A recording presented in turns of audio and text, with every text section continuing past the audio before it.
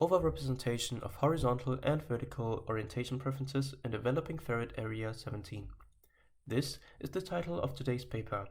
Written in 1998 by Barbara Chapman and Tobias Bonhoeffer, this paper aims to answer the question if there is an anisotropy of orientation and how it might be affected by individual development. This research specifically focused on ferrets, but has implications for humans as well. To observe the possible changes in orientation preference in development, they conducted this research on 8 developing ferrets and 3 adult ferrets used for comparison. Roughly 32 days after birth, the ferrets represented visual stimuli in the form of square wave gratings. These gratings appeared in different orientations in increments of 45 degrees. Thus, horizontal, vertical, and oblique gratings were shown. The response to those stimuli was observed using optical imaging through the dura. This was done chronically during the developing stages of their early life. On the right, you can see when the recording was done.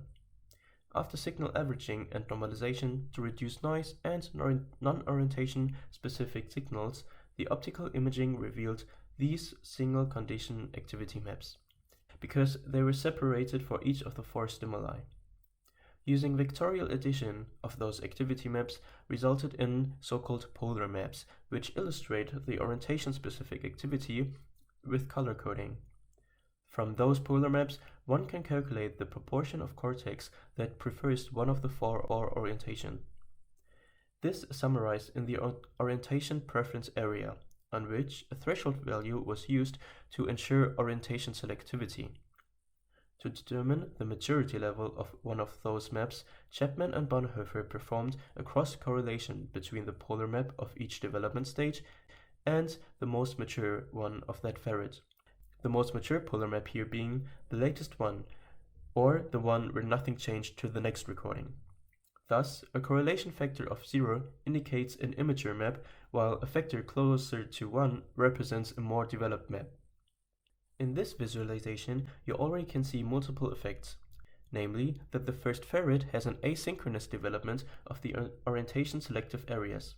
At the beginning, the horizontal and vertical preferring areas start to form. This can be seen in the dominance of blue and yellow color-coded areas. Starting at 39 days after birth, the areas color-coded in red and green start to be visible as well. The most matured polar map, being taken 45 days after birth, still shows a majority of yellow and blue, thus horizontal and vertical preferring areas. In contrast to the second ferret, where the development of the orientation preferences was parallel across all presented stimuli. This, again, can be seen by the color proportion across the recorded cortex. Here, in contrast to before, all colors, meaning responses to each orientation, start to be visible at the same time.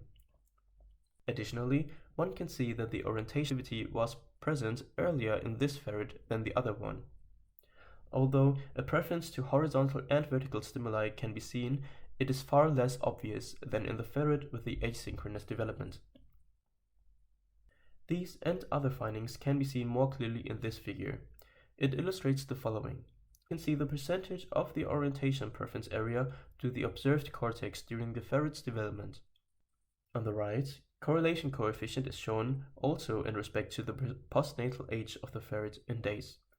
The different markers and line styles show the different stimuli. The black lines show the vertical and horizontal stimuli, while the dashed ones show the oblique ones. The original paper illustrates this for all 8 ferrets. However, the results that are continuous overall can be shown with just these 2. These, of course, being the same as those from the previous figure. As you can see, with the difference of those 2 lines, the orientation preference area of this ferret is significantly higher for horizontal and vertical stimuli than oblique ones. The same holds for the second ferret, but as said earlier, to a smaller magnitude. Additionally, the increase of orientation preference with age can also be seen.